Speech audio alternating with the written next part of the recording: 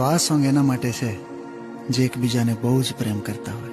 મિત્રો, આ ટાઈપનો speed photo video editing બનાવવા માંગતા હોય તો વિડીયોને પૂરો અને એન્ડ સુધી જુઓ. અને વિડીયોના ડિસ્ક્રિપ્શન બોક્સમાં ટેલિગ્રામની લિંક આપેલી છે, તો ટેલિગ્રામની લિંક જોઈન કરીને તમે વિડીયોનું ટોટલ મટીરિયલ મેળવી શકો છો મિત્રો. અને જો તમે મારી આ ચેનલ પર નવા આવ્યા હોય તો ચેનલને સબસ્ક્રાઈબ કરો, લાઈક કરો અને કમેન્ટ કરો. તો ચાલો મિત્રો, હવે આપણે વિડીયોને સ્ટાર્ટ કરીએ. મિત્રો, VN એપ્લિકેશન ઓપન કરીએ. આ મારું VN એપ્લિકેશન છે. જો તમારી પાસે VN એપ્લિકેશન નથી તો પ્લે સ્ટોર પરથી ડાઉનલોડ કરી લો, અને ડાઉનલોડ હોય તો અપડેટ કરી લો. તો હું VN એપ્લિકેશનને ઓપન કરું છું.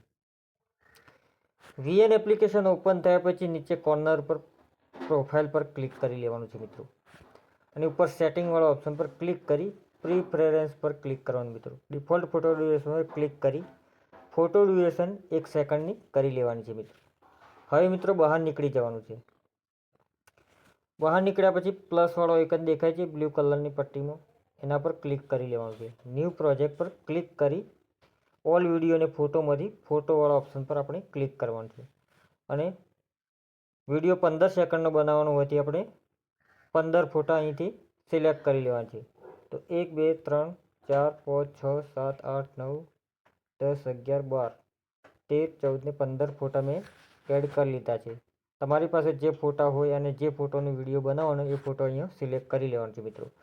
એના પછી તમારે નેક્સ્ટવાળા ઓપ્શન પર ક્લિક કરી લેવાનું. નેક્સ્ટવાળા ઓપ્શન પર ક્લિક કર્યા પછી ઉપર ઓરિજિનલ દેખાય છે તો ક્લિક કરી 9:16નો રેશિયો સ્ટેટસ વિડીયો બનાવવા માટે ક્લિક કરી લેવાનું, અને રાઇટના નિશાન પર ક્લિક કરી લેવાનું.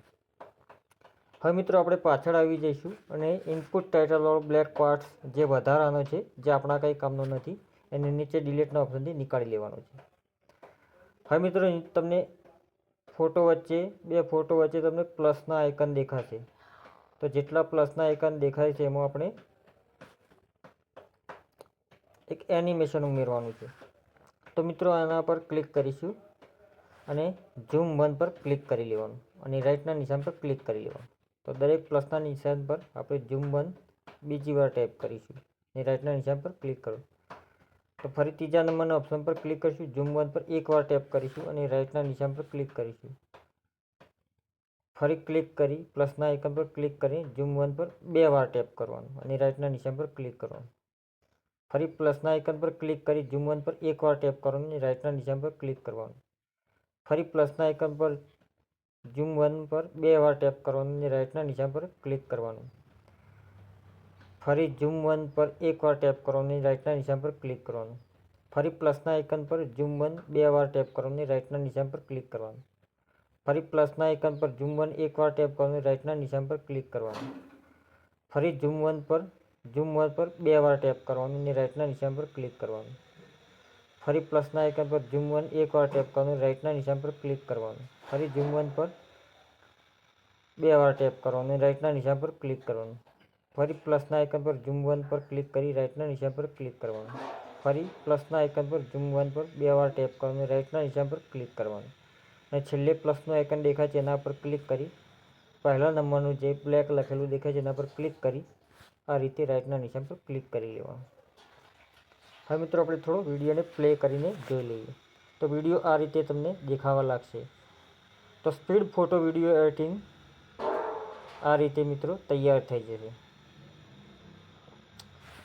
હવે મિત્રો આપણે એને ગેલેરીમાં સેવ કરી લઈએ. પહેલાં તો ઉપર એરોનું નિશાન દેખાય છે એના પર ક્લિક કરીને આપણે એક્સપોર્ટવાળા ઓપ્શનથી ગેલેરીમાં સેવ કરી લઈશું મિત્રો. તો મિત્રો થોડી જ વારમાં ગેલેરીમાં સેવ થઈ જશે. તો મિત્રો વિડીયોને પૂરો જોઈ લો એટલે તમને ફોટા પરથી સ્પીડ વિડીયો ફોટો એડિટિંગ કરતા આવડી જશે મિત્રો. હવે મિત્રો ફરી પાછા ફરવાનું છે અને એક્ઝિટ ડાયરેક્ટલી પર ક્લિક કરીને બહાર નીકળી જવાનું છે. હવે ન્યૂ પ્રોજેક્ટ ફરીથી સિલેક્ટ કરી લેવાનું મિત્રો, અને જે વિડીયો બનીને આવ્યો છે 15 સેકન્ડનો એના પર ફરી ક્લિક કરી લેવાનું અને નેક્સ્ટવાળા ઓપ્શન પર ક્લિક કરી લેવાનું. ઉપર ઓરિજિનલ દેખાય છે એના પર ક્લિક કરી 9:16નો રેશિયો પસંદ કરી રાઇટના નિશાન પર ક્લિક કરવાનું. તો આપણે જે વિડીયો બનાવ્યો તો વિડીયો અહીં આવી જશે. અને પાછળ ફરી ઇનપુટ ટાઇટલવાળો બ્લેક પાર્ટ્સ નીચે ડિલીટના ઓપ્શનથી નીકાળી લેવાનો છે. હવે આપણે પ્લે કરીને જોઈ લઈએ મિત્રો. તો આ રીતે વિડીયો બનીને તૈયાર થઈ જાય. હવે જે બધા ભાગ હતા એ સંધાઈ ગયા છે મિત્રો. તો હવે આપણે ફિલ્ટરના ઓપ્શન પર ક્લિક કરીશું. એડજસ્ટવાળા ઓપ્શન પર ક્લિક કરીશું. પાછળ HVનો ઓપ્શન દેખાય છે મિત્રો, એના પર ક્લિક કરવાનું છે થોડું, અને આ રીતે કલર થોડું મિત્રો આ રીતે -10 કરી દેવાનું છે મિત્રો, અને રાઈટના નિશાન પર ક્લિક કરી લેવાનું મિત્રો.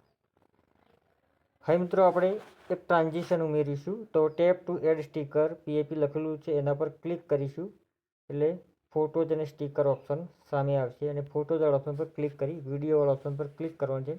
એક ટ્રાન્ઝિશન વિડીયો ઉમેરવાનો છે મિત્રો. તો અહીંયા પહેલેથી જ ડાઉનલોડ કરેલું છે, તો એના પર આપણે ક્લિક કરીને એ વિડીયોને ઉમેરી લઈશું. તો વિડીયો પર ક્લિક કરું છું. તો હવે એને નીચેથી સ્ક્રોલ કરતો ફિલવાળો ઓપ્શન આવશે, એના પર ક્લિક કરી લેવાનું મિત્રો. પાછળ જતો સ્ક્રોલ કરતો બ્લેન્ડિંગનો ઓપ્શન આવશે, એના પર ક્લિક કરી સ્ક્રીન કરી લેવાનું, અને રાઈટના નિશાન પર ક્લિક કરવાનું. હવે મિત્રો થોડોક પ્લે કરીને જોઈ લઈએ આ રીતે. તો વિડીયો આ ટાઈપનો બની જશે. હવે મિત્રો અમારે સોંગ ઉમેરવાનું બાકી છે, તો આપણે જે વિડીયો હમણાં ઉમેર્યો એના પર ક્લિક કરીશું ફરીથી, અને ફોટોઝવાળા ઓપ્શન પર ક્લિક કરીશું.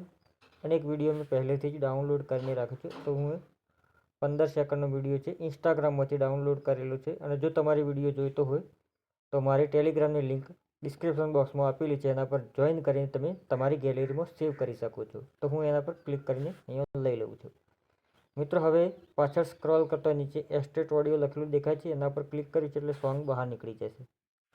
હવે મિત્રો જે વિડીયો હાલ જ લીધો ઇન્સ્ટાગ્રામમાંથી સેવ કર્યો હતો એ વિડીયો પર ટેપ કરીશું. ટેપ કરતો ડિલીટનો ઓપ્શન આવશે, તો ડિલીટથી નીકાળી લેવાનું. સોંગ મિત્રો રહી જશે. હવે મિત્રો આપણે સોંગ થોડું પ્લે કરીને જોઈ લઈએ.